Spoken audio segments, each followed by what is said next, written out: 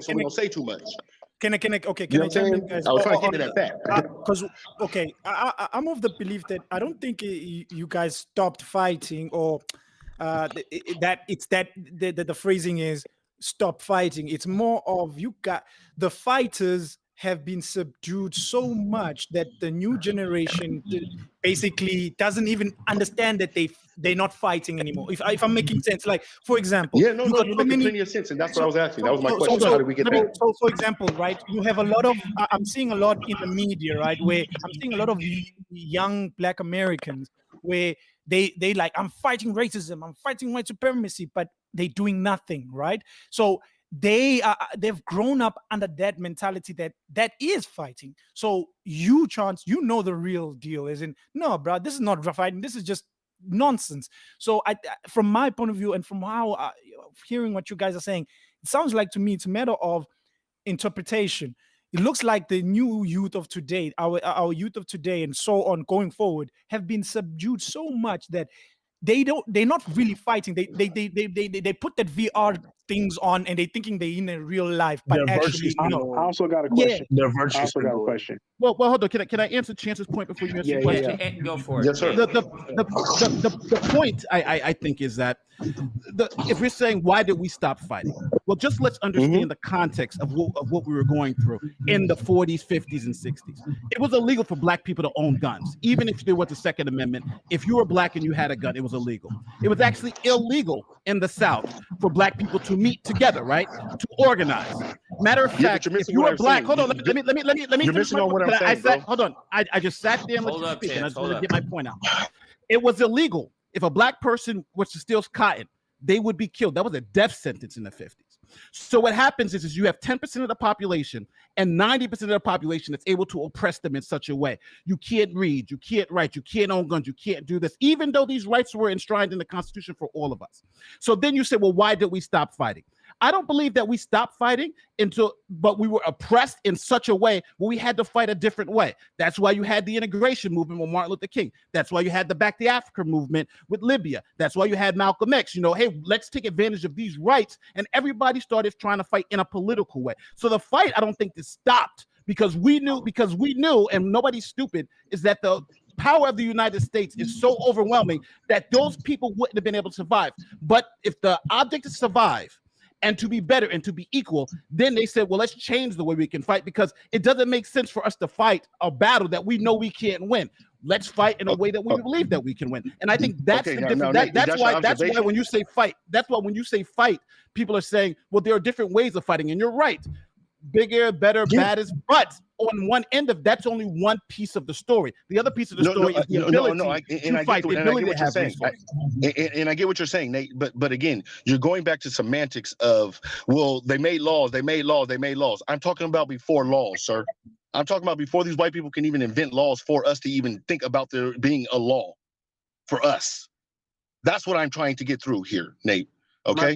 I'm not talking about, I got a question I want to ask you, man. So I understand what you're saying about in the past, but if we're dealing with it today, right? What would you feel would be the best way for Black people in America specifically to actually try and try and take down the system? I hear your question. At least from and my then after that, Nate, if you could respond to what Chance said, but go for it. I hear exactly what you're saying, Gideon.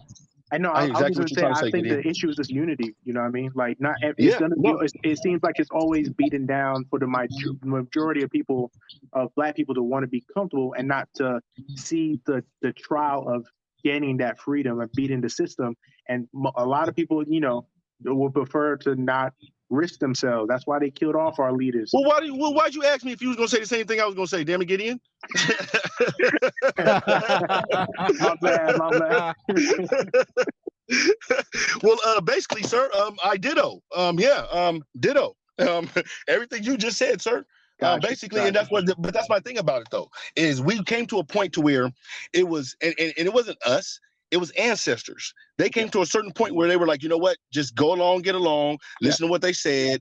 Please don't go back. Don't start fighting against them white people now. We don't need all this trouble. What do you mean we don't need this trouble? We need all of this. Like the new kids say now? What do they say now? I want all that. Yeah. We needed to get all of that then.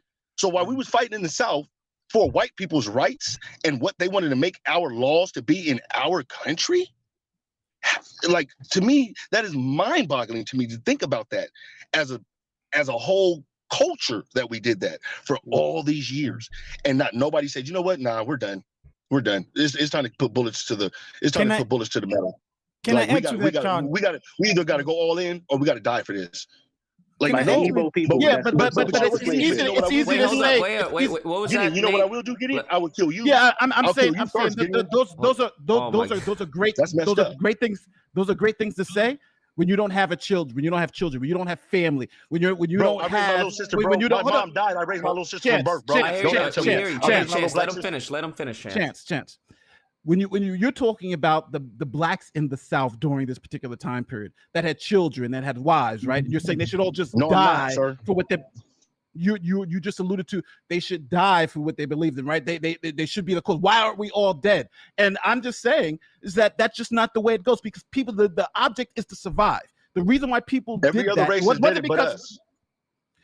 The reason why we did that is because it's not because we didn't want to be free. It's because the circumstance of the situation just had the same reason why you have the Trail of Tears when it comes to the Native Americans, right? The reason why they lost all the wars, the reason why they live on reservations now and don't have, for instance, Atlanta was all Native American land until one day the president said, you know, F you, we're sending you to Oklahoma, right? And it was overwhelming force. Do you really believe the Trail of Tears? Let me finish.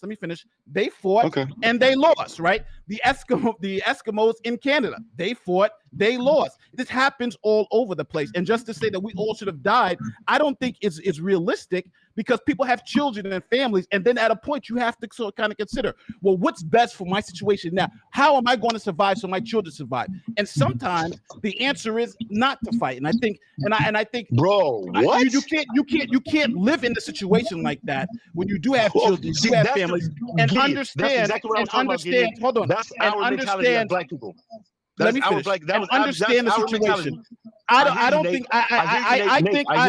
saying I don't think that you can blame someone, a father or a mother, who are saying that, hey, we have to do this to survive, even though we don't like it and we want to fight. And that's why I keep saying, you know, it's not about fighting battles physically all the time. It is about a mental warfare too. And I think we've lost both battles. I think we've lost the physical battle, but I also think we're still losing the mental battle today. That's the reason why we're always here arguing. The mental battle is right now. It's the mental battle, because no one can realistically sit here on this stream and say we can get up arms and take over the United States. That's ridiculous. But what we can say is let's fight the mental battle and let's win the mental war, so we can understand where we're at and do that.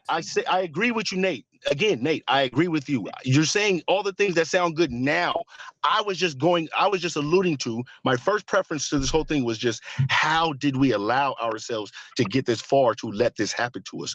You're going to Sam Crow and all the. I'm talking about way before that, bro. Please stop. Don't bring in politics to this. I'm talking about how they were able to conquer a whole race of people and make them believe and make them Jim Crow. That's Jim Crow. That's not Jim Crow.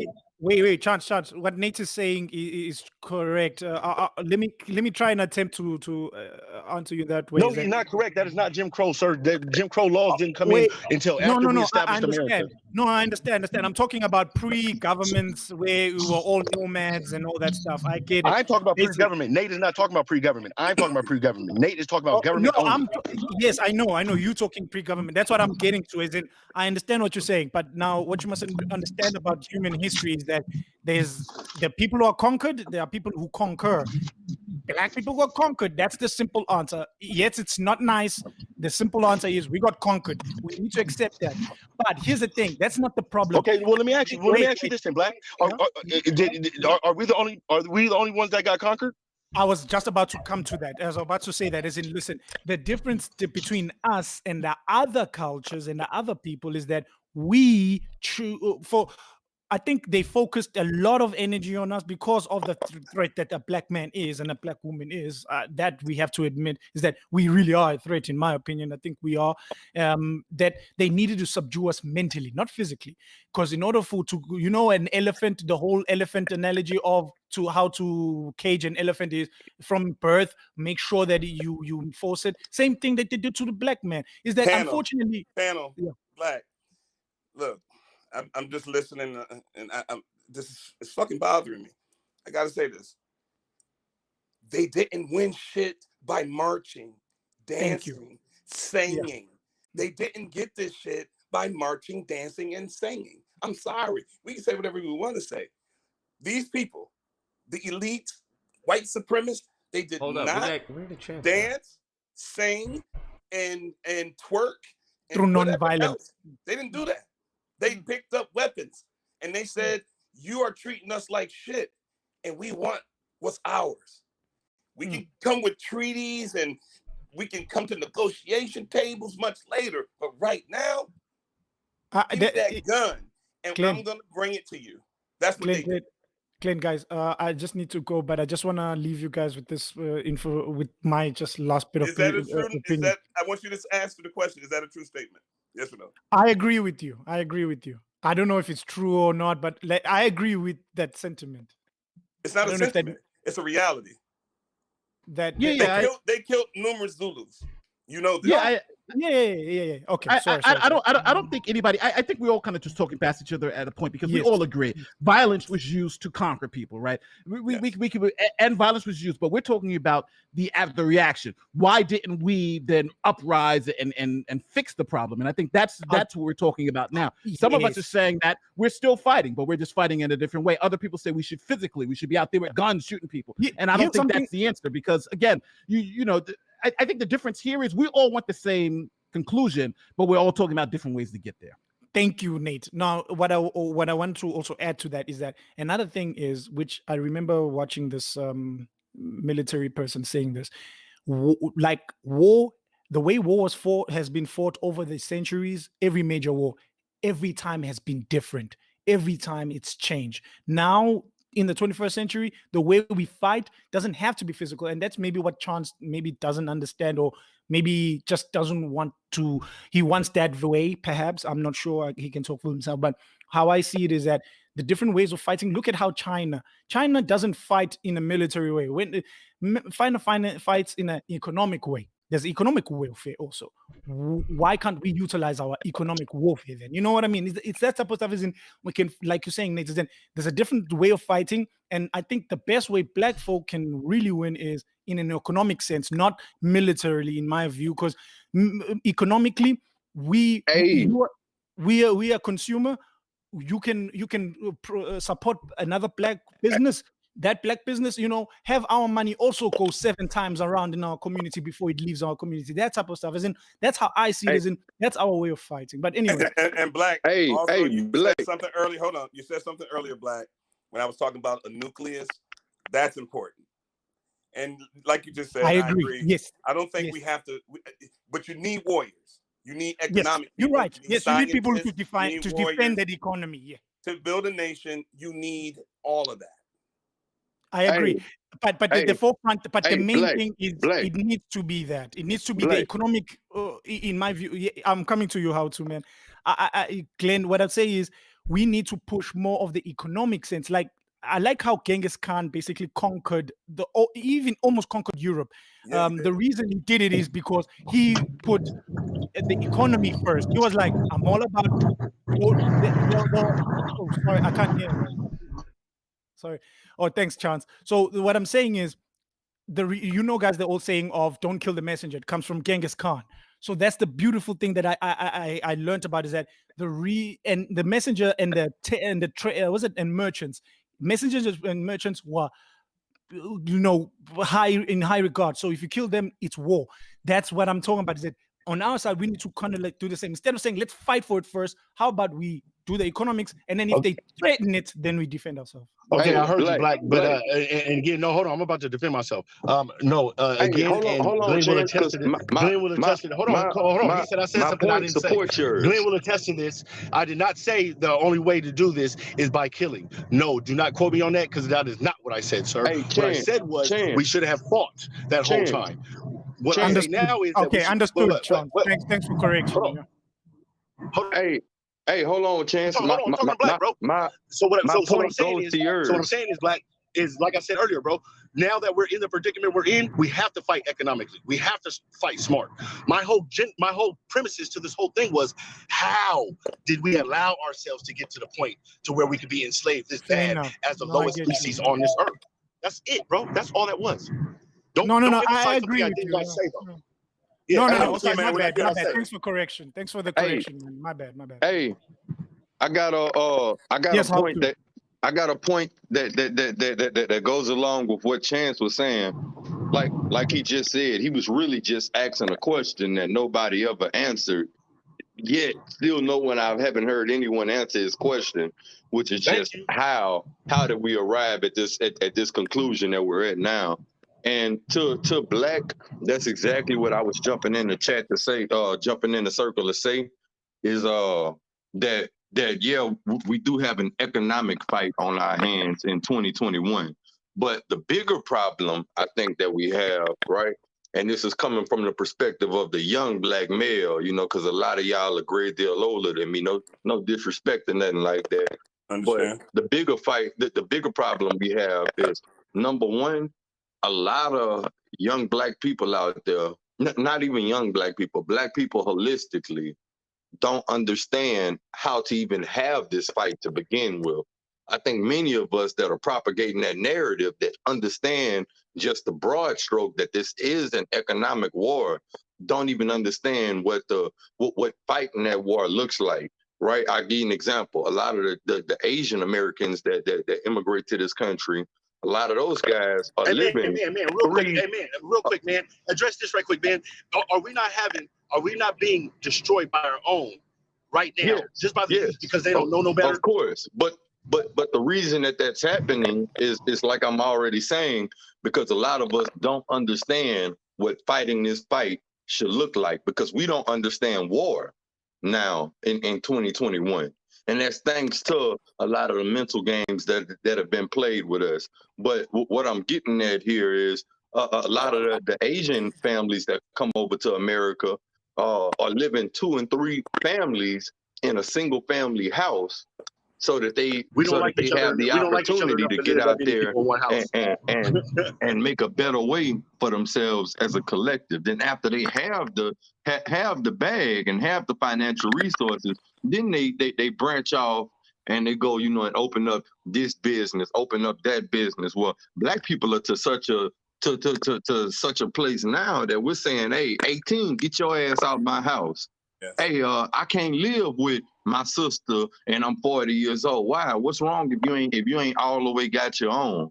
And I feel that. And on top of all that, what I think we don't understand is that this battle that everyone's talking about, this doesn't start at the wealthy level. The battle that needs to occur right now is getting people to just be at the middle income level. We don't have enough of us there, right? It's an easy springboard from middle class to wealthy. It's not an easy springboard from bottom ranks of society to wealthy. And I think that's what we need to focus on. Let me ask Sandra one thing. Hey, Miss Sandra, do you believe that that us as Black people, as Black women or as Black people in general, do we need to stop having babies for a generation so we can clean out the mess that we've created? Wait, you said do we need to stop having babies? Do we stop having babies for a generation? Grow up and stop killing each other, so then your next batch of kids don't follow the same cycle of these new kids? Should we do that? Well, I think no. I think that's a learned thing. I don't think that. I don't think. Hello? Go ahead, Sandra. Can you hear you, Miss Sandra? We can work with the babies that we have, and you going in and out, Sandra. Man, I want to hear what she got to say too. Damn, that's a woman's perspective I need right there. Brad, do you have a woman's perspective? I sure do. No, we do not need to stop having babies. We need to increase our numbers. Well, there is strength in numbers. If you've ever heard of the Latino group called La Raza, right? That's part of their thing. The fruit of their womb, they'll be able to take over the country, basically. It's the whole plan. That's why you have. But right now we don't have no leadership. But right now we have no leadership. We have no leadership in place to guide these little kids. I mean, me, a man, all of us can say what we can say, and we can try to do what we can do. But these little kids these days, they don't care about what you got to say. They don't care. And you know, and that's the scary part about it. Right. Well, to an extent, but as far as just having the numbers, there is strength in numbers. And when we have the numbers, a leader will always rise up. If we have the numbers, but our numbers are not on our side. Our numbers are against us. We're killing each other. Okay.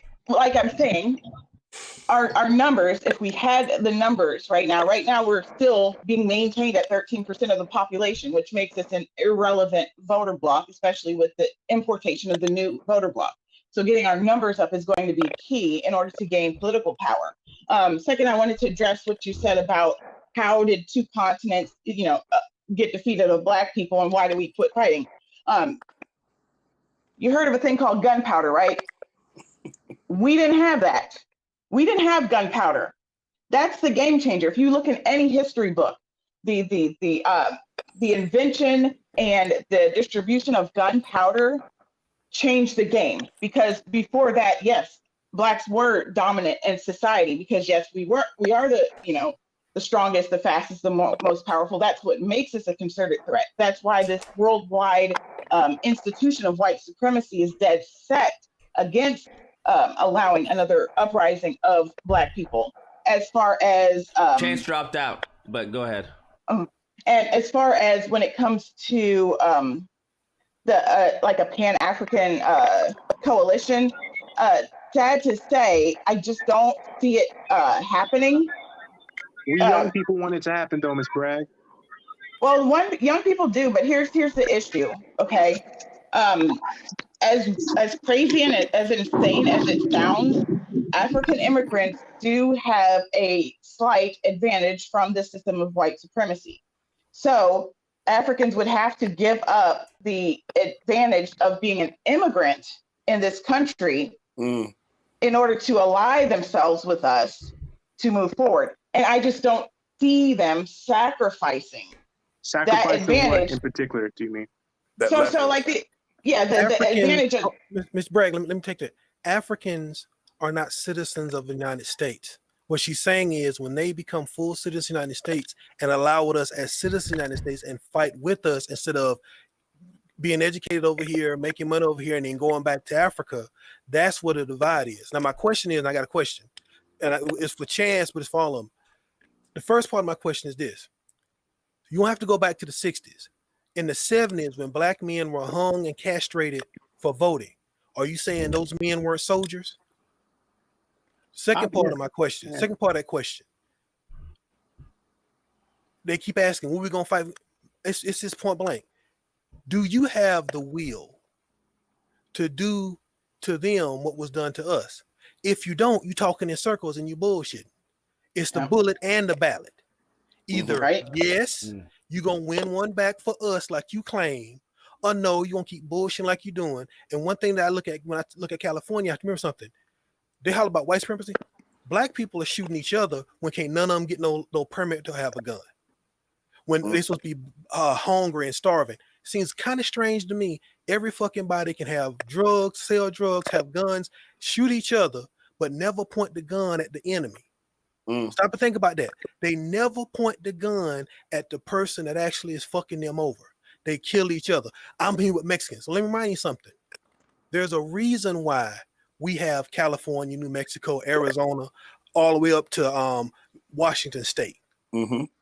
So if you're not going to, like this, if you don't have the stomach to do to them what they did to us, then here's the thing, stop bullshitting. Come back, learn the rules, get functionally literate, start understanding that we have a lot of things on our side. Because if it was that bad, think about this. Why is everybody coming here? If it's so fucking bad over here, why does everybody come over here? Because there's benefits to being an immigrant versus being a foundational Black American. You can leave and go to Liberia. You can leave and go to Ghana right now. You can get on a plane and go there right now. If it's so bad, nothing is stopping you from packing your shit and leaving. Matter of fact, Liberia and Ghana have programs that say if you want to come over there and repatriate, I'm saying something like it, and repatriate, you can. Nobody's going over there in droves repatriate. I mean, maybe you don't have the stomach to do what you're talking about. Slow down, because you're not. Listen, you're not going to hang a white man. You're not going to castrate that white man. So shut that bullshit up.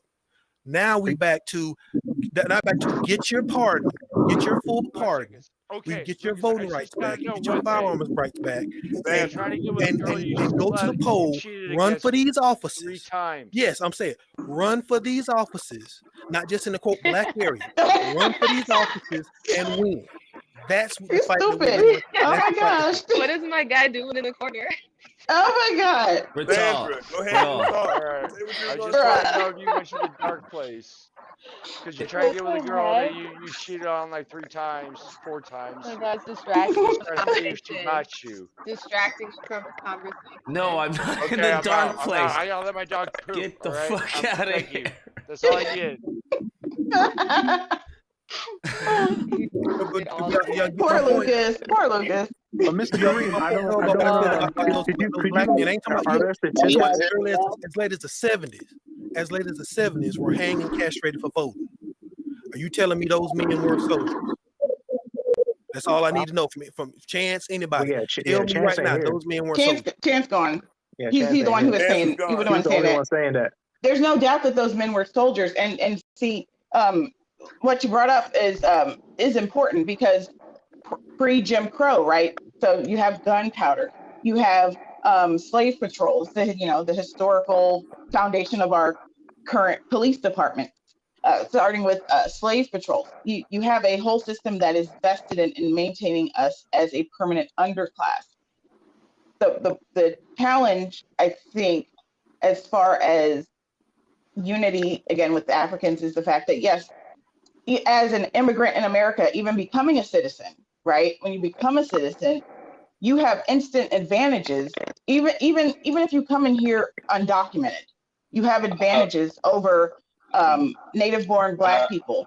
For example, if someone comes over from Mexico or El Salvador, Honduras, they go to the front of the line for services for the lower income, such as food stamps, such as Section 8, such as benefits and Medicaid.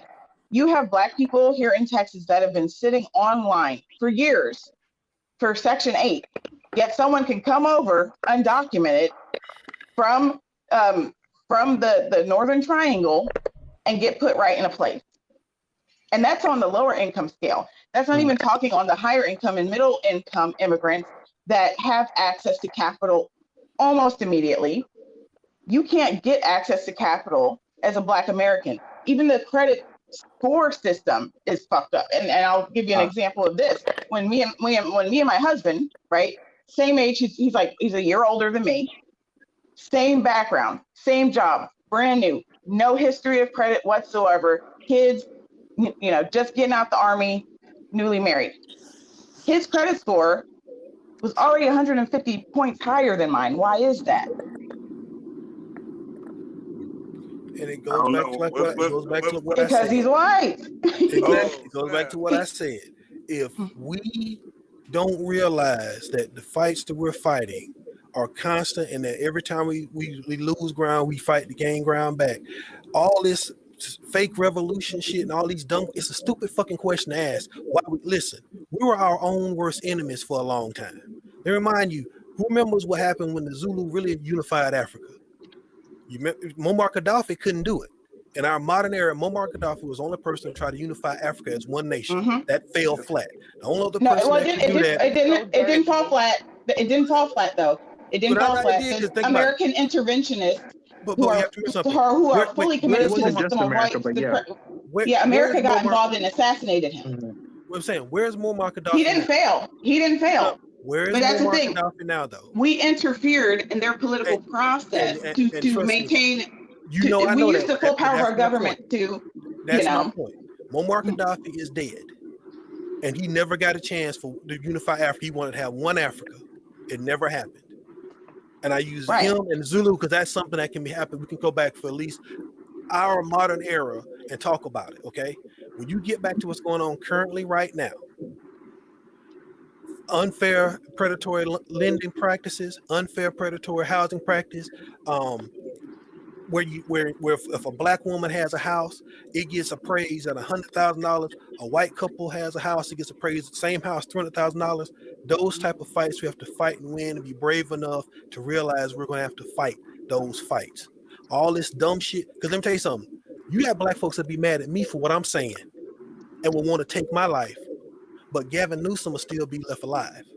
Of course. And Gavin Newsom is fucking black people over in California. Hey, but Kareem, can I ask you a question? Let me ask you a question.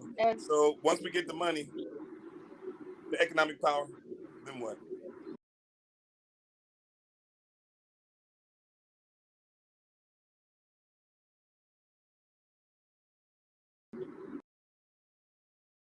Because what we have to do is stop wasting money on depreciating assets. I don't give a damn how poor you was. If you don't have enough sense to just buy a plain, say a Honda Civic, don't buy no fucking Lamborghini that you can't afford. Hell, don't even buy a Maserati for that matter. Buy something that you can afford, invest in a house. Let me tell you how bad it is in Atlanta Metro.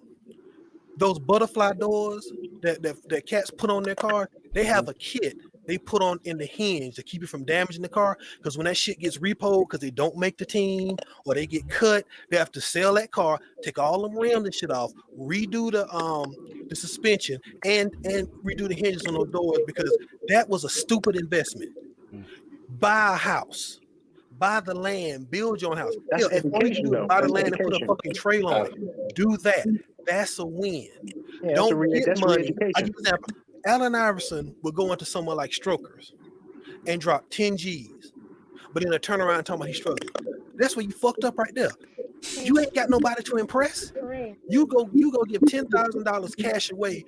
You know you need that fucking money. You're not a professional player. You don't have no endorsements. Why don't you take that $10,000 and let's say you pay for school supplies and uniforms for a black neighborhood? Redan. And Kareem, I think Sandra has asked you a question. What's that? Yeah. I just want to come in here quickly. It wasn't a question. Hold I just want to expand on that. Go ahead, Sandra. Yeah, I just want to come in quickly because I've heard going around quite. Before I Go ahead, Sandra. Go ahead. Oh my goodness. Is there? Every time I open my mouth, you open yours. Can we get out of sync, please? Okay. So I just want to address what Chance had said to me before my VPN cut out about not procreating for a generation. I don't think that that's necessary. I think that what we really need to do is we really need to those of us who see the problem and we understand ways that we can make the solution, we need to be active in mentoring and reaching out to the younger generation and really putting hands on them to make sure that they see what we see. Because, and this is why I'm so big on Black families, and I'm sorry, Lucas, the not being interracially, and Brad too, I know you got your husband. I was young, I didn't know. Sis, I understand. I'm not coming at you reckless. You're still pro-Black adjacent. That's far from coon. It's still pro-Black in the title. Okay? Damn. But that's why it's so important that I'm sorry. That's why it's so important, like rebuilding the Black family, because it starts with the children. And that's why, like, I'm dead set on, if marriage and children is going to happen with me, it's going to be with a man that is Black and also pro-Black.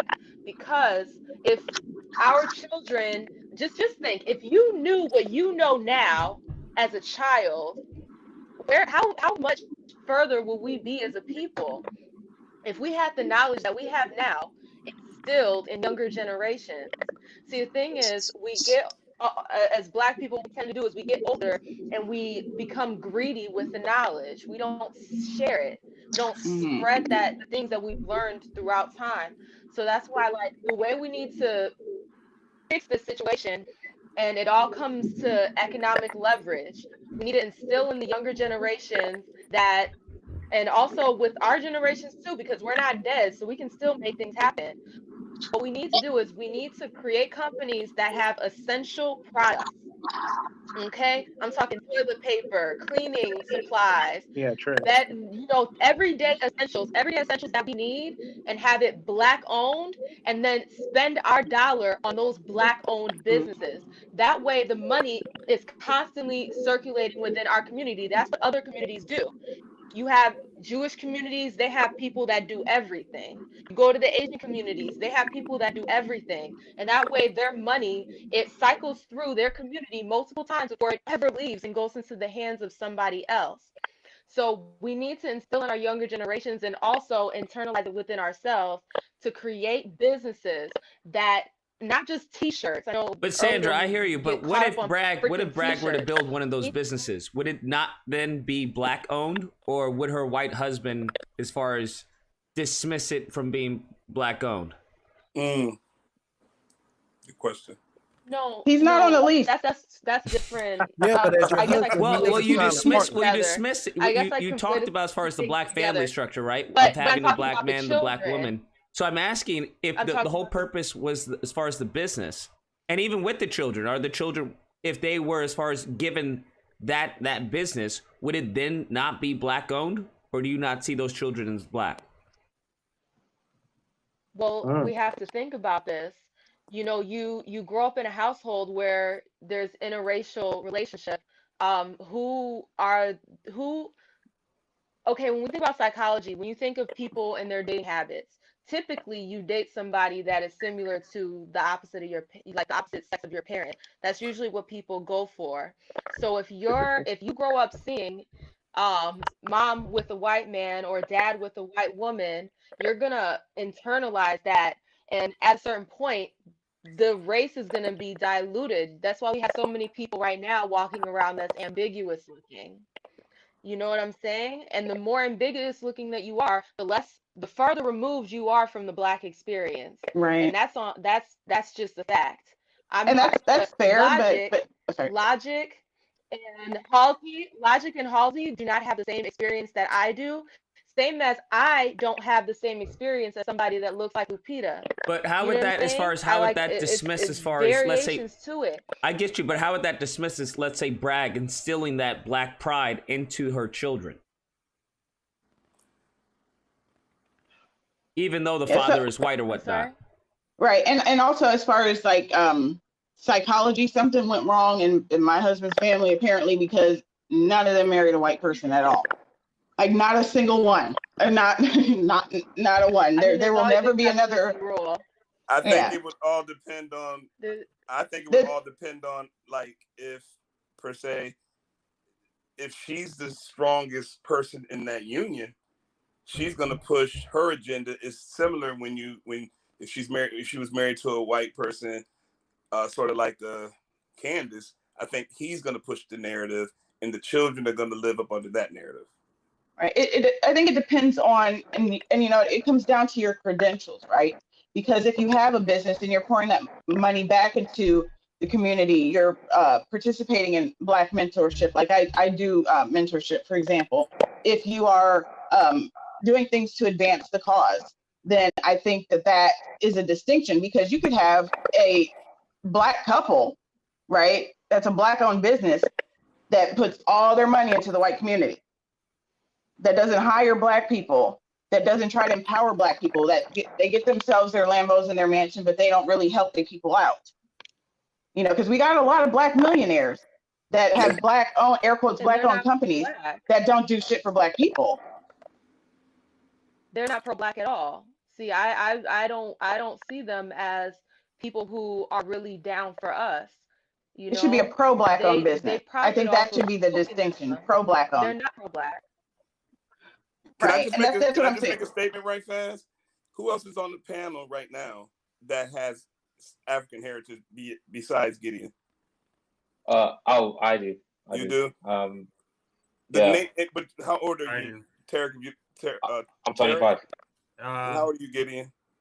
I'm 20. I'm 29. I'm 28. 28. Same as Lucas. Okay, so y'all in that 20 age range. I'm noticing the trajectory of the conversation has changed when like I said, I'm 46. Cats from my era, African cats, the Africans. Yeah, the conversation has swayed. I said it. Sorry, Lucas. Sorry. You understand what I'm saying? The conversation just went. It just went to a whole. How can we get FBA? Kareem said it. How finances? Now we're having a real conversation. Now you have younger Africans from who have been around us saying our moms and our dads and our grandfathers, they're wrong. They were wrong. This is the smart bunch of us, or these are the educated bunch of us having this conversation. Yeah. So the conversation is going to be different. Yeah. And as far as so my plan for Black America, is. But we still need to conquer that, Bragg, or else you're going to be dismissed. But as far as because what Sandra put out there would dismiss you. Nah, I wouldn't. She's adjacent. Not necessarily. Yeah. Not necessarily because it would dismiss her.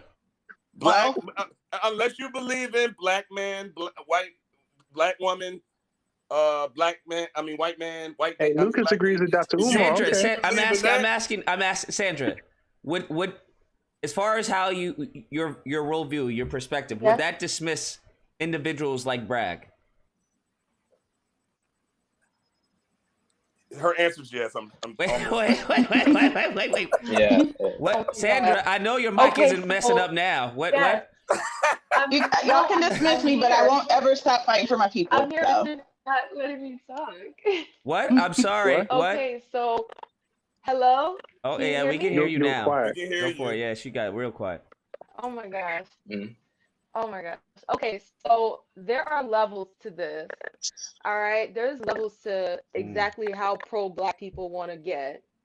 Okay, there's the level where you're not folding, like you want Black children to continue to keep us a distinguished group of people. Okay, because when you interracially mate, those children are going to be further removed from their Black genes. I understand. So wouldn't that be dismissive of those interracial couples? It's okay. So furthermore, see, Bragg's children, they're gonna be further removed from their Black DNA. However, Bragg, like she said, she mentors. She does all these other different things that, are still helping the cause. So I'm not fully dismissing Bragg and her marital choices and her choices to procreate, because she's also doing the work to help mentor other Black people. Okay, so you're saying, from what I'm hearing is you're saying it's not optimal, but it's accepted. Is that correct? Essentially. Hey, Lucas, essentially. Okay, all right. I just wanted to verify. That's Sorry, Bragg. Pro-Black adjacent. That's why I said pro-Black adjacent. Pro-Black adjacent. You're next to pro-Black. You're right next to us. So they're not the same. So they're next to, not the same. So it's kind of like, I guess in what is it, Saudi Arabia, where the woman's behind, just not along, not by the side. But no, it's more like the Jews and the Palestinians. But I'm told.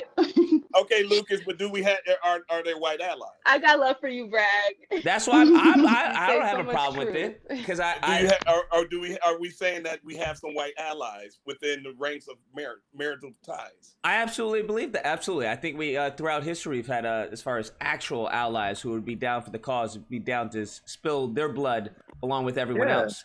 All this kumbaya, woo-woo, social media posts, I don't consider that an ally. Okay. Yeah, because there's a lot of Black couples, like in the Democratic Party that it's like full Black family that's getting all their money to white people. There's a lot of it. Yeah, and they're a whole lot. They're not pro-Black at all. I'm noticing something from the past 2 days coming up, where when Bragg is brought up and her situation, of course, with due respect to it, everyone finds a way to allow for it. Whereas when Lucas was revealed to be talking to a white female yesterday, we had 3 hours straight of clowning, and then another, like earlier today, we had it where we're talking about, well, Lucas, we're just trying to save you, and so I'm because Lucas hasn't seen the error of his ways. I'm saying it's error. I'm saying I was very young. When you're 20 years old and you think, that the world, oh, look, our generation, we're not like, racist like the boomers. Everything's going to be good. Look, everybody's nice around us. Yay. And then you got out in the real world and you're like, what the fuck? Can you truly see the errors of your way and still carry on living that life? That would then be the question, right? I have a question. Well, I'm also a Christian, so I'm not going to divorce my husband. And now my kids are growing up in a single parent home. How does that help anybody? Well, I guess I'm kind of backtracking. I'm sorry. So you're not really down for the cause, Bragg. Y'all leave Bragg alone. I mean, going off. But I do have a question. So, no, it's based on what you just brought up. So the fact that people are giving Lucas a hard time about his Becky, his Becky. But I think something that may have been in the back of people's minds was that, and then, let me preface this with a question, Lucas. Okay, so when did you start having this kind of awakening towards like seeing that the propaganda that the conservative right had instilled in you when it comes to like Black issues and where we stand as Black people? That came with Maud Arbery. A moment with that. Yeah. Okay. It was beautiful to see. I have to say, right? It was. Agreed. The awakening was like beautiful. Like I just saw this. He put his crown on. Sorry. But Bragg, you just said he hadn't learned the errors of his ways yet. It is a beautiful thing. I agree. It's a beautiful thing. He's still fighting. Here's the reason why I think it might rub people a little bit differently, because we see Bragg and she's already at this point of awakeness, but the same female that you were with, she was with you when you weren't in this state of mind. So we can only imagine the type of conversations you and her were having. Well, she was a little more awakened than I was about things, because she was seeing it from a racial perspective of how the children would be treated, and I thought she was crazy. Oh, okay. Dear Lord. And I think by your own words, right? Be quiet, you Bragg. don't have that information, so people are probably thinking like you were out here crooning with Becky. No, yeah, I thought she was crazy. That's the thing, I thought she was crazy. She was the type of information you. I'm sorry. I feel like that's cap. I can't lie, because right, by your own words, Bragg gets a pass because she's pro-Black adjacent, or that term, right? But then the whole reason we're able to have this discussion and this dialogue between all of us is because of Lucas. So wouldn't that also make him pro-Black adjacent, like you said? And so shouldn't he then get the same pass? Well, see, here's the difference. I was already married with children when I discovered and really, really grasped and really understood the things that my community was facing. So my decision was made prior to this. Lucas is awake and he's still entertaining going bunny hunting.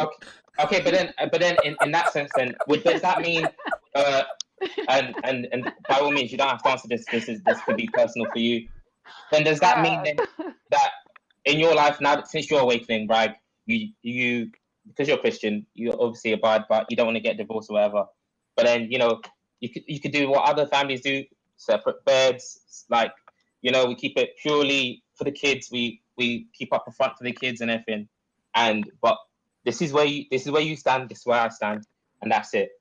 Well, my husband isn't anti-Black. So that's very important, because if that was the case, then some decisions would have to be made. But I do love my husband. I do love my children. I do want to model a healthy relationship for them, but at the same time, encourage them towards Black people. But Bragg, especially my sons. But it seems like if you had the same sentiment now, you're telling me you would not be with your husband before she was married. Let Bragg say it. If I had this sentiment back in 2001, probably not. More than likely, 99.5%. It would have to take a lot. No, I wouldn't have even dated a white man. Exactly. So what makes you exactly? What, That's where I'm at. Night, okay, so how does it work now? Because I have a family. And her husband is not anti-black, she said. Yeah, like if my husband had a Confederate flag and was like, if my husband went to the Capitol, yeah, we'd have to have separate places. And I'll add, because that's sort of the same. And that's why it's so. I'm in a little bit. Yeah, see? Thank you, my brother. You understand. It happened. My wife as well, she's white, and I kind of didn't really get into, I guess in a way I was more selfish. I was like, whatever, it's all about me. And I really didn't really think more about my community until like why we were dating and things like that. And which is, I guess the question you asked her was like, if what I knew now, would I probably still marry her? I mean, I think I still would, because with the time when I was married with her, I actually was dating I was with a black woman, but the thing is it was kind of, they're both at this, it was kind of rocky both at the same time. Rocky. Oh, God. It was kind of like, well, the one of the black girl I was dating, she was still like figuring things out. Like she wasn't sure she wanted to be with me, and then the one I'm with, the white girl, she's like, well, I do want to be with you. So I'm like, well, do I want to wait for her, or do I want to go for the one that loves me? Now here's the question: if we could find, or let's say I find the heiress to Ford, she's white. No, she's white. What if I could use those resources to the betterment of the black community? First of all, she's an heiress, which means that there is an estate. That money is not going to near no niggas ever. Right. I mean, let's say it was. Let's say she was well established herself or whatnot. That's if they had a child, it would be. Wouldn't that be more of a strategic decision? That's how they stay billionaires, because they stay on code. No. If Lucas had a child with it would exactly, Bragg. Exactly. I hear you, but wouldn't that be more of a strategic decision and more Lucas, beneficial? you're already awake. There is no excuse. Don't make me start making moves again. I'm asking the question. Can you guys give me an answer? Okay. Nah, Lucas. No. Hold up. Can I No. Get him, Z. Get him, Z. Oh, God. Yo, hold up, Lucas. So somebody called me with a little birdie last night. They told me what the heck happened. Lucas, people will give you relationship advice. All into the night. And we were giving you relationship advice, how to get what, and you still trying to chase down somebody 6 years ago? If she was on point then, and she was leading me like she was looking at me like I was crazy, I don't know why. I mean, that's a good seed there. I don't see why it would turn into a rotten plant. Now that you woke up, she's white. Everybody. I found out that everybody was like, we wouldn't agree to tell you, give you any advice before. You had everybody bamboozled. Oh my gosh. Yeah, me and Big Dog have moved to sanction you, and the council has agreed that you will be sanctioned, Lucas, for your deception. Wow. It wasn't deception. To the council. It was not deception. Yes, it was. You made sure to leave out that point. She has white in her. She has white in her. Y'all are hilarious. Oh, she has white in her. Yeah. How much percentage? I don't know exactly the percentage. Can we tell who's black if we look at it? No, you cannot tell. So no. Is she Mariah Carey? Okay, hold on. Mariah Carey white? Before we go down the rabbit hole with Lucas and his quarter black girlfriend, Lee, what was you going to ask me? 1/10. You mean 1/10? Yo, chill. I'm just saying. Before we go down the rabbit hole, the quarter black she's girlfriend. 3/5 black. There we go. Can I get the question? So we can get the question. So I can Go for it. She about as black as Elizabeth Warren. If you went 100%. What? What'd you say? If you thinking about her. Yeah, go ahead and ask the question. Yeah. What's the question? What was the question, Kareem? Go for it. Okay. Well, anyway, well, here's my question. So, Lucas, basically, what you're telling me is she's quarter black now, but when you was with her, you made her half black because you was other black in her. Is that what's going on? Is that what's going on? You gotta love addition. Lucas, I'm just asking. Lucas, I am suspicious. I feel like you are. I feel like he is. I got something to ask you, Brad. Wait, because I have to stop this deception. I noticed. I gotta stop this deception. Lucas, what's her nearest black relative? I don't know. I didn't get into her family like that. You didn't look in the genealogy. There is not one. Bragg, are you there? I'm here. Here's the question I got for you now, and it's gonna make you mad. I'm not getting a divorce. No, listen. You can be repatriated. You can be repatriated. Okay, well, can you at least get with another black man and make it? Never mind. Go ahead. Sorry. Here's my question. I'm not doing a throuple. Listen to me. Listen. Now, when the white boy and the Mexican was on, you was, I get emotional. But then we was talking to the black dude, the nigga came out. Now make that make sense for me now. If you're emotional with the white boy, why is your apology is I'm emotional, I get emotional about these things. What's up with that? That's my point. What are you talking about? The other day, last time we talked, there was a white boy and a Mexican on. And you put your hand on your head. Excuse me, I was giving them motherfuckers hella smoke. Okay, I got muted several times. Okay, I did not back down. I didn't say but when it's time to wrap up, I try to be polite. Just like I apologize to Chance because I'm not trying to disrespect my brother. But yeah, I get a little hype. I get hype. I did apologize to him. In other words, with black folk, so get the fuck out of my face, nigga. With black folk, you get hype. With white folks, you get emotional. Is that? Did you actually watch that stream? I was on the stream with you. Remember? Did you remember? I was on the stream with you. Remember? Yeah, and I was on the I got hella hype. Look, I called them white supremacists. I held out my glass and asked them to fill it with white supremacist tears. I said your apology was different. I didn't say you didn't get hype. I said your apology is different. It was also at the wrap up of the stream. We ain't even at the wrap up, so I didn't even have the opportunity to, apologize for anybody I might have, roasted a little bit. So what you saying? I like to leave things on. I like to leave things on nice terms. I like to leave things on positive terms. Wait, Sandra. So would Bragg and interracial families, would they be invited to the cookout? No, Lucas. We had my family cookout. Wait, what was that, Sandra? What was that? I just want to know. Sandra, what was that? But hold up.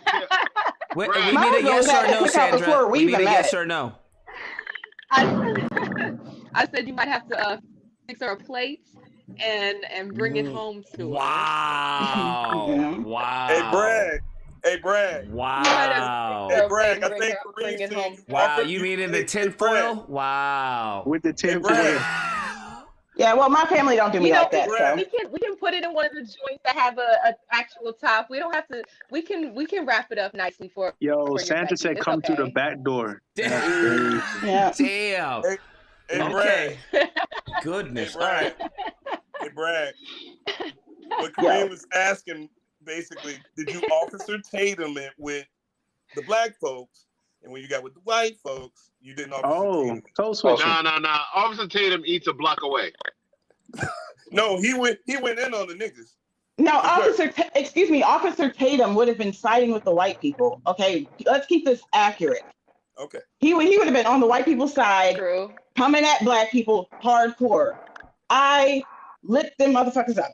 Wait, hold up. So is this purely based off of skin color? Because what happens if you have a black who doesn't look black, but ethnically and culturally they are black? Would that be okay, Sandra? It depends if the ancestors recognize them. Well, see, the difference though is that there are plenty of black people. But they look there are plenty white. of black. There are plenty of black people with two black parents that are hella bright. Yeah, I know. Like, that's what I'm saying. bright. So would that be okay, Sandra, or no? Since they would, I would think, ostensibly benefit from white privilege. Okay, so here's the thing. Their experience is gonna be different. Okay, their experience is gonna be different because they're not gonna deal with the same issues that a darker skinned black person who is not ambiguous. They're So does that mean you have to be dismissed then too, Sandra? Because you're kind of like too. Yeah, I'm about to say. No. Does that mean you got to come to the back door and get a plate? Hey, does that mean that? Rock Johnson ain't Yo, coming. Bragg and Sandra are gonna be carpooling. Okay, here's the thing. Here's the thing. Lucas, I'm gonna need you to get in the car too. In the back seat. No. Don't let these lights fool you. Don't let these lights fool you. Go ahead, Sandra. But okay, so here's the thing. It goes back to that phrase that Dr. Umar put forth. Okay, it's also, are you genetically black and are you black mentally? All right, they're not going to have the same experience. But if they talk and walk and they are pro-black, then and their DNA is black, they're still a part of the black community, whether or not they phenotypically look black. Okay, so then but if their actions are also pro-black and they acknowledge that their phenotypical differences give them an advantage, and they don't use that as like what difference would it be if the person had a person disparage us in any way? I get that. So what difference, if that's the case, right? That's essentially what Umar says as well. What difference would it make then? DNA, Lucas. What difference would it make as far as benefiting the black community and building up businesses? Because no one goes to a black-owned businesses and checks their DNA of the black-owned business or the owners. So wait, Lucas. All right, let me ask you a question, because it seems like you're really topics. Hold on, I just want to know. These are two separate things. Wait, why do you believe there's two separate things? Okay, because it's probably because I ran them together. Okay, when I'm talking about black businesses, things like that, those are things that we need to do just in general so that we get economic leverage. Okay. I agree, but can't interracial families contribute to that? I'm not saying that they can't, but what I'm saying is being pro-black comes with many different facets. Not only do you have to be pro-black in your financial choices, being fully pro-black also means being choosing to procreate with other black people. So they wouldn't be fully pro-black. What would it? What is this extra? I don't know what's going on. I don't know who that is. There's like this extra sound in the back. I can't hear. There's an echo. It's Z. I muted Z. Z, you on mute for right. You on mute for right now. But so what percentage would Bragg be as far as pro-black? Because she can't be fully, because she's not married to a black man. Would she be 99%? I don't know a number. I just say adjacent. You're next to pro-black because you didn't choose to have black children. Now, Lucas, a couple streams, well, maybe like more of a week or 2 weeks ago, we were on the subject of abortion, and Bragg had said something, and you replied to her, okay, black people, we need to stop having abortions. You made that statement. I forget what it was that Bragg had said, but you had made that statement that black people should stop getting abortions, correct? I think so. I said that in response to something, but yeah. Okay, so you understand the necessity for having black children. No. That's correct? Not the same thing. Mine was mainly from the purpose, from the viewpoint of just boosting our numbers. It makes no point if we have black children who are not going to benefit the black community. Boosting our numbers. Yeah. Boosting our numbers. Okay. When you have interracial relationships, the percentage of blackness that is within that child is less. And if they go on to then procreate with somebody else that is not black, that percentage gets even less. That's how you have some people that like flat out have like. I agree with you, but if the mindset is still remains the same, then it shouldn't matter as far as in the overarching, as far as the overall picture of black empowerment. But our numbers. It wouldn't matter as far as the overall picture of black empowerment, because even if as far as the black whatever was muted, right? But they're still building businesses for the betterment of the community. It would not matter. That is a very big hypothetical, because let's examine how many biracial children actually behave. Now, there are outliers that do lean more towards their black side, but you'll still have cases where For instance, the tennis player, she's not representing Haiti. She's representing Japan. I hear you, but so She's that would be more of a representing Japan. mindset then. And That would be you more of know, the mindset that it's was one of instilled in her, right? She grew up So in her Japan, parents would be different as far as how Bragg is raising her children. They would have a different mindset. And that's why Bragg is pro-black adjacent. Pro-black adjacent. Why wouldn't they just be? I get why you. I'm in the settlements like the Palestinians. Aren't black, full-blown black, because the children aren't full-blown black. Okay, the way I see it, I want black people, phenotypically black people, to continue to be on this planet. I don't want us to be diluted. You know, I already feel some type of way about me being a light-skinned woman. Like, I had to come to terms with that. Okay, I have a lot of issues regarding. But what would the dilution matter if the power was still remained? Because even with as far as Jews, right, they still allow people within the religion, black, white, all kinds. But I don't think it's that great of an importance given as far as the power that remains constant.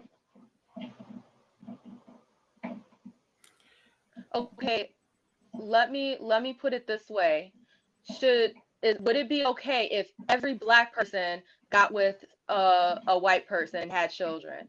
Do you think that would be okay if all of us did it? And if they, as far as had the mindset of black empowerment and whatever businesses and whatever resources were used toward the betterment of their people? Hey, let me chime in right quick, Lucas. Let me ask this question. Is it to reasonable to Bragg think that they all would? everybody else with white, half white kids? All would? What? In Bragg's case, here's the question: their father being white may be able to teach them how to be a man, but who's going to teach them how to be a black man? In the case of the brother on the lower quarter who's married to a white chick, his wife, if he has a daughter, may teach his daughter how to be a woman, but who's going to teach his daughter how to be a black woman? Can we agree that there's a certain level where you say, okay, they may raise them to be men and women, but at what point are they black? I didn't say nigga. I didn't say being a nigga, being tough, being stupid, being gangster. I said none of that. I said being black, especially in the case of black young men growing up and half black young women growing up. Who's going to teach them how to be the black part? I agree with you on that regard. The black part. Well, and see, and so with that one, here's where the importance of something we talked about a couple hours ago, which is multi-generational households, right? So let's say that in the situation, if someone married a white woman, right, which is the more common interracial mixing. If someone marries a white woman, that white woman can't teach that little black girl to be a black girl, nor can she do her hair. But she has aunt, she has sisters, she has a grandma, she has cousins, she has a community that can come around her. And the best example I can give of that, who was mentioned earlier, is Mariah Carey. Mariah Carey is very pro-black, even though when she was pregnant, you could see the black. You know, it was like so obvious when she was pregnant. But someone like Mariah, who, you know, Mariah is, you know, biracial, but her mom, which I got to give her mom props for this. Her mom made sure that she was still connected to her blackness. And if you read her memoir, she talks a lot about, you know, growing up, you know, black and understanding the privilege that she had as a lighter skinned woman and how she used her privilege to try to help advance, you know, other black women. So.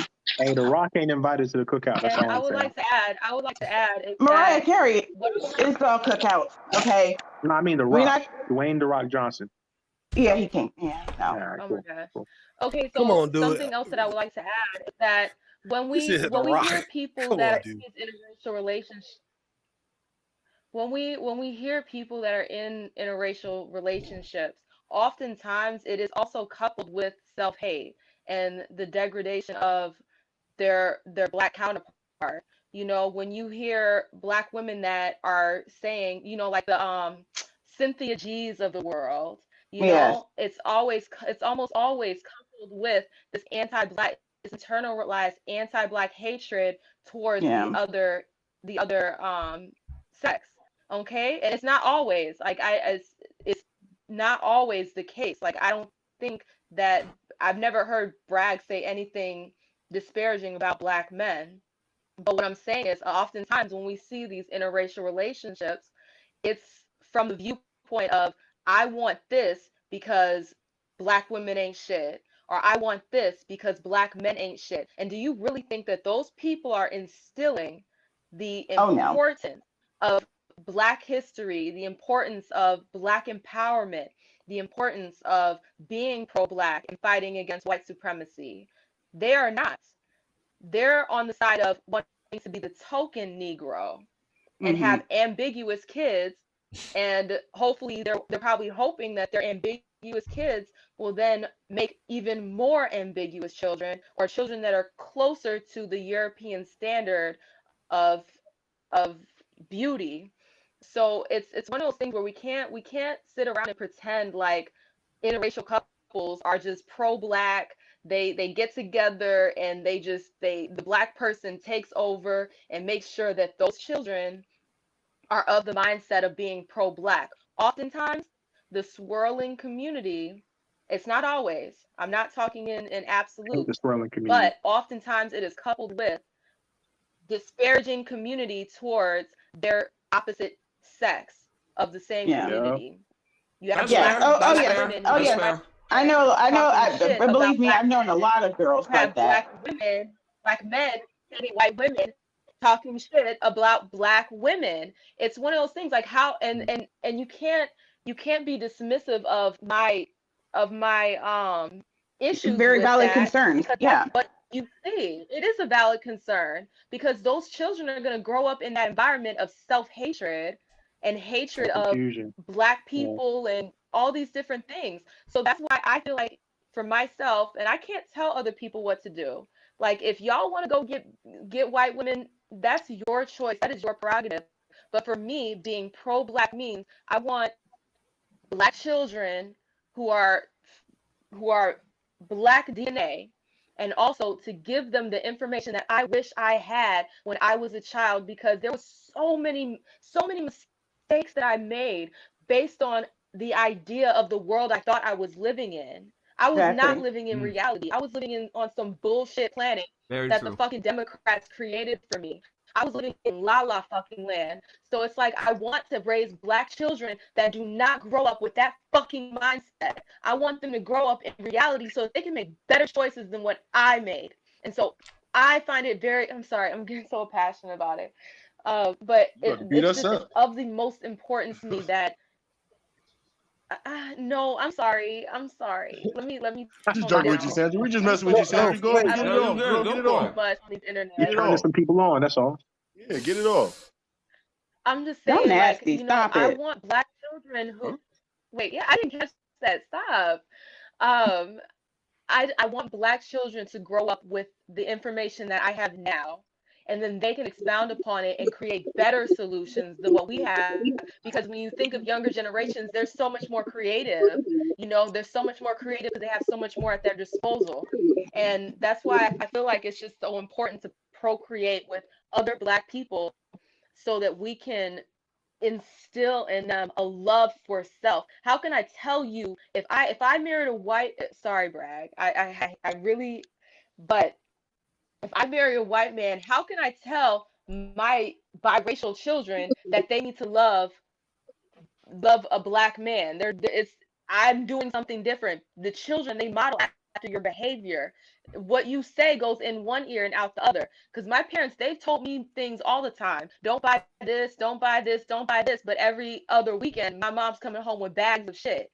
You know what I'm saying? Jeffrey, hold up. Then Jeffrey is shaking his head. Jeffrey, why are you shaking your head, my guy? All right. I hear in one instance that because one person is married to a white person, that they can't, quote unquote, come to the cookout. And then on the other hand, you give an example on why that person should be invited to the cookout. I don't understand why you can't have an interracial couple and still be pro-black. Just like when Bragg had her epiphany or had her nigga wake up moment. Well, she said you could be pro-black, but you would have to be pro-black adjacent. That's not what I said. I said pro-black. You can't be pro-black. How is that pro-black adjacent if you're for the fully cause? down for the cause. That no. She said you're not. It wouldn't be if I may. Having black children. It would be because you wouldn't be fully pro-black because your spouse wouldn't be black, even though you are down for the cause. That would then therefore make you pro-black adjacent. Is that correct, Sandra? I don't. Why are we putting titles on? I don't agree with that. I don't agree. Well, I think we need a spreadsheet, you know, and a questionnaire to kind of like break this down. No, because it's like, okay, were you married before you were awake? You know, put that on the question thing. No, did you wake up and still go bunny chasing? No, you because if that's the case, then you would be out of this. But why? But I was married before I was awake. See, but why are we putting titles on things? I was 20 years old. And you're awake now, so it doesn't matter now. You're part of the cause now. That doesn't make any sense. I feel like you guys It makes sense because it's like this. If black is beautiful, then it's beautiful to be black. If black is beautiful, it's beautiful to be black. If your spouse is black, that's proof that black is beautiful and it's beautiful to be black. The asterisk comes when your spouse is of another race. That's all they're saying. You can disagree all you want, but let me remind you something. Typically, black folk that side white people ain't really on the team until it's they benefit. They until they have, like you said, they nigga moment. Here's a lie. Black people aren't treated better by white people. But see, I've never been cooning though, so it's not that type of a situation. It's not like, you know, I was out there cooning like the it's not like I was out there cooning and everything, and then all of a sudden, you know, discovered, wow, these white people is really racist. It was a situation where you realized that you were raising two black sons. Wait, you said you were raising two black sons. The second you realize you had two black sons, that doesn't have to be you got treated like shit. You said it yourself. You realize you're raising two black sons. That's your moment. You didn't say you raised. No, it was before. It was before that. It was before that. It was shortly after we got out of the military and got back into the civilian world. I'd never been in the South before. Okay, so you know, coming from the East Coast, you know, and the East, and that's something else you have to understand. When you're in the Philadelphia, New York, when you're in the tri-state area, right? It's a huge melting pot. You've got black people, you got Africans, you got Haitians, you got Dominicans, you got Puerto Ricans, you got and every which, you know, shade of brown and caramel, and that's kind of like what you grow up in. It's like it's us, and then you know you have your whites. And so you went through all of that, and you still married a white man. And see the thing, and I was a 20-year-old black people don't like each other. But pro-black adjacent is still pro-black.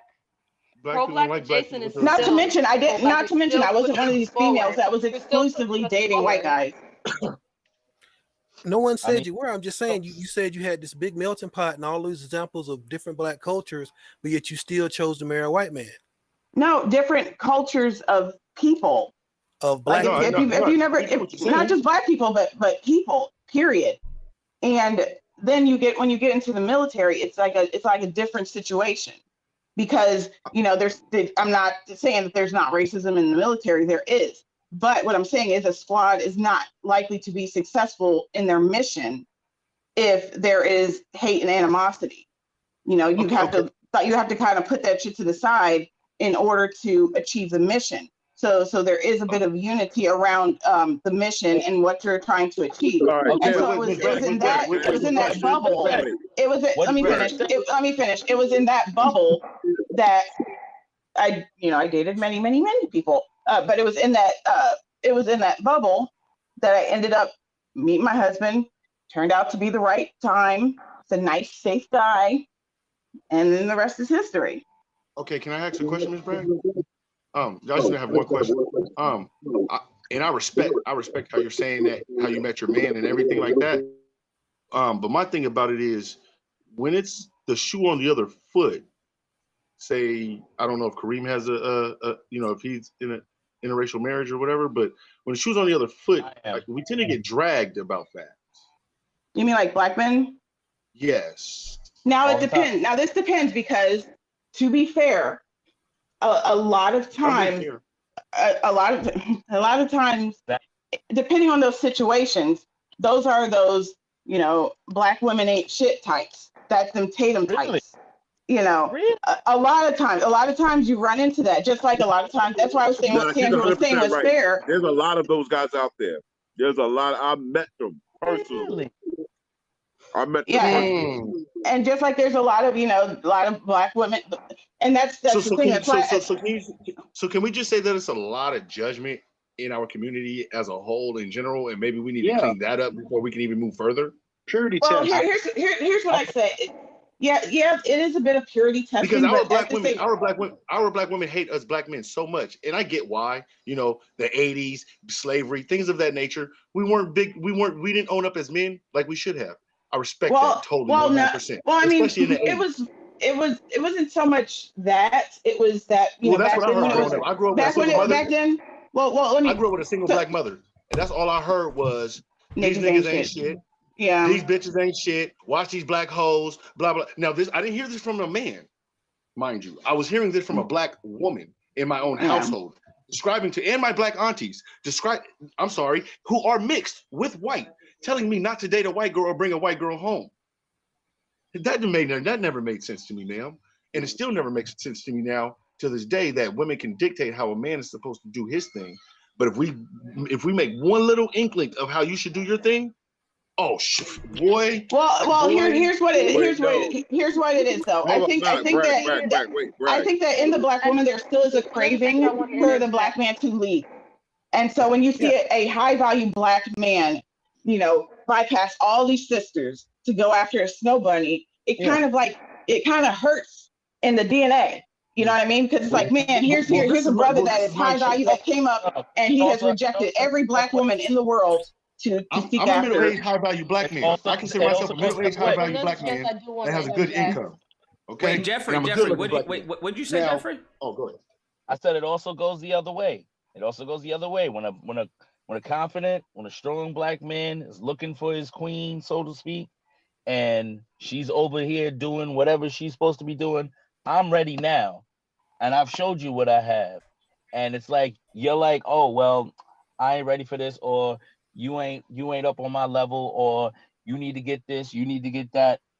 How are we gonna go out and find? Can I build on that? And that was my point, Jeffrey. That's why I make sure I got it. That's the problem right there. Build on that. Sandra, go ahead. Sandra, go ahead and build on that.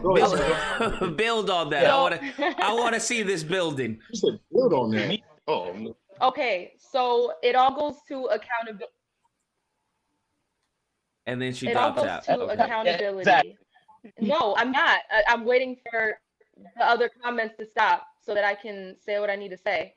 It all goes back to accountability, holding each other accountable. The same energy that I want these Caribbeans and Africans to hold their ignorance who come over here and propagate degeneracy, we need to hold each other as black women and black men need to hold each other accountable. When I hear black women talking that crazy ass shit about black men, I tell them to shut the fuck up, and I let them know that they would be nowhere where they are if it weren't for black men, and that they need to put respect on black men's name.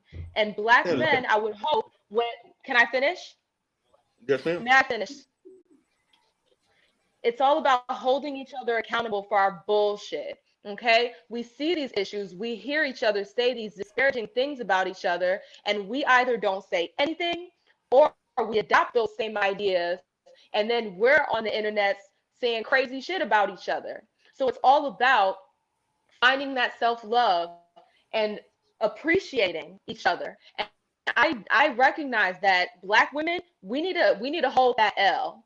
We allow white women feminism and, you know, the government, we allowed them to manipulate us into kicking out our black men, disparaging our black men, choosing benefits over our black men. We did that. Our black women did that, and we need to acknowledge what we've done and make better choices in the future. So it's one of those things where we don't want to take accountability because we feel like it makes us less than, but who truly reach their full potential, they see where they fuck up and they make better choices. We as Black women, we need to see where we fucked up and make better freaking choices. That's why whenever I see a Black woman talk shit about Black men, I let them know that shit's fucked up. You wouldn't have a damn thing if it weren't for Black men. You wouldn't have a damn thing. And I would hope that Black men, when they hear other Black men talk that coon shit about Black women, they put them in their fucking place and let them know that shit is not tolerated. We need to start ostracizing these sons of bitches who coon out. We need to ostracize them. We need to let them know that that shit is not tolerated, and we need to give them some fucking punishments for it. Hey, Sandra, question. God damn. Hey, Sandra, you okay? You okay? Sandra, quick question. I'm sorry. I'm very frustrated. Like, y'all understand. Don't apologize. You don't need to apologize. No apology needed, Sandra. No apology needed. Quick question. We're just joking. Y'all don't understand. Like, this is my purpose. My purpose in life. See, the thing is, like, my purpose in life is having a Black family, having a Black husband that I can dedicate myself to, and that I can put my all into raising Black children to do better than what I've done, because I have so many regrets on the decisions that I made being under the Democratic, bubble of bullshit. And so I feel like it is my duty. And I put all self aside, because if I was focused on self, I probably would be married to somebody that was not Black, because those type of men approach me often, and they have money, they have all these different things, they can give me provisions, but because I'm focused on that goal, that duty of having Black children with a Black husband and raising Black children to do better than what I'm doing, to have the knowledge that I have now when they're literally young children, and then they can grow upon that, because younger children, they have a level of creativity that we just don't have, because they're exposed to so many different things, so they can make better changes moving forward. But it's important that we focus on the children, and that's why I get so passionate about it, because that's my purpose, that's my duty, to be with a Black man, raise his children. I was going to ask you a question. Yes. Sorry, I wanted to ask, so then from your perspective as a Black woman, do you feel that Black men do check other Black men that talk disparagingly of Black women, or you think it doesn't really happen? Like, we don't check each other on that? What do you think from your perspective? Let's be honest, we don't. Do you want to know what I think? we don't. I mean, yeah, you can answer after. Right, I think that y'all better run and hide. I think it does happen, but not as a large scale as it needs to. And the same is said for us as Black women. We don't check each other enough. Okay. You know what I'm saying? Like, that's why like, for me, channels like this, and I just want to throw this out there, like, thank you so much, Lucas, for creating this platform for us to even have this conversation, because there's no way I would have even been able to talk to these individuals without you creating this platform to begin with. So it's people like Lucas, and I'm also someone who follows Jason Black from the Black Authority, and he talks about this often, always on his channel. This is one of the main topics that he talks about, is the relationship between Black men and Black women, and what we need to do to grow as a people together. And now, can I ask you something? That involves also loving each other, but also holding each other accountable for our bullshit. Yeah. Yeah, and all of our bullshit isn't our fault. Here's the thing. I have one question. I got bullet points, so it's going to be quick, I promise. So when it comes to the relationship between Black men and Black women, this is obviously perpetrated by the dominant society, right? Because when there's a crack epidemic, the propaganda says that these men are degenerates. But when there's an opioid epidemic, it's a disease, right? It's a disease, and they need help. They need treatment. They don't need to be locked up. They're not criminals. They just have a sickness that needs treatment. They need medical care. When it's their kids, when it's white people, it's a disease with medical care. And I think that especially the boomer generation, my mom's generation, that really went through it with the crack epidemic, there does need to be a reconciliation there, because Black women felt abandoned, and then Black men felt abandoned. And then now those Black women raised up my generation like these bougie bitches that talk about, they be like, 50 pounds overweight talking about, I'm not dating anybody that's not a millionaire. It's like, you're not even a high value woman. What is you talking about? And what's wrong with, dating somebody who has a record?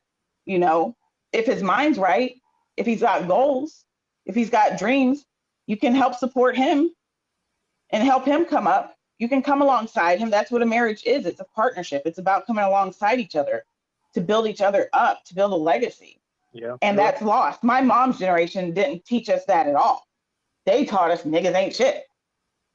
That's what I was saying earlier. But see, I was very blessed though to have many. I was very blessed to have many good Black men around me in my life to just watch the trail of men my mom dated to know that okay, maybe her perspective is not accurate. But see, that's the difference though. You guys could a lot of us we consider good Black men hustlers, pimps.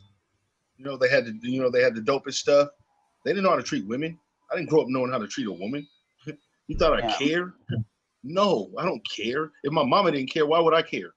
If I can't trust my mama, why could I trust you? You growing up with that kind of mentality and the state of mind that you grow up in like that, you gang banging, you out here doing everything you need to do for your moms and woo. Who's really the man of the house? Is it you or is it your mother? Yeah, Because don't get me started on that one. I'm not getting fed knowledge through a man. I'm getting fed all of my knowledge through a woman. On basically on how to be a man, and that's the problem in our community now. We got a lot of our women raising these young men, and there's a lot of estrogen going on. That's why they out here shooting each other instead of doing this right now, which is talking to each other about these, about their differences. They rather just shoot out instead of fighting. That's not all the way. Fighting in the backyard like we used to when we were younger. I'm pretty sure all of us that were 35 and up in here. Did you have to fight when you were younger? Did you have to go in that backyard or in that front yard and fight your relatives when you were younger if there was a dispute? No, I didn't do that. There wasn't none of this arguing back and forth like chicks. There wasn't no shoot 'em up, bang, bang all the time unless it was about getting some money off of somebody. Now, all these young men are out here being raised by women. A woman is telling you what you need to do as a man. How can you really ever be a man? And not just that, but even worse, what I see with a lot of these single moms is just that they not only are they raising these men, but they're treating these young boys as their husbands. Like my mom was telling my brother, he was the man of the house. I respect when he was like, hey, oh, you're the man of the house now. And then he got all this special treatment and shit.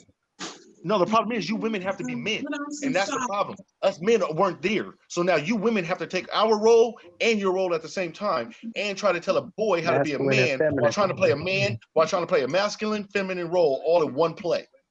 It can't happen. So what it does is it kind of, and I'm telling you from a boy that was raised from a single Black mother in the 80s, mind you, okay? So I had to get it out the mud, right? You start to see psychologically different things that go about in your brain and how women start to treat men and how we are nothing to them. Now, how can we break that cycle later on now if we're looked at as nothing now? It's going to take a little bit of time before a woman can really sit there and say, hey, Sandra, hush your mouth right quick, baby, I'm talking. AKL, hush your mouth right quick, baby, I'm talking when a man's talking. Can you respect that? As two women in this generation right now, can you respect that? Can you honestly let a man dominate and be that man that he needs to be in that relationship? Yeah. That's all about how the man is. And that's all respect. You can do that now.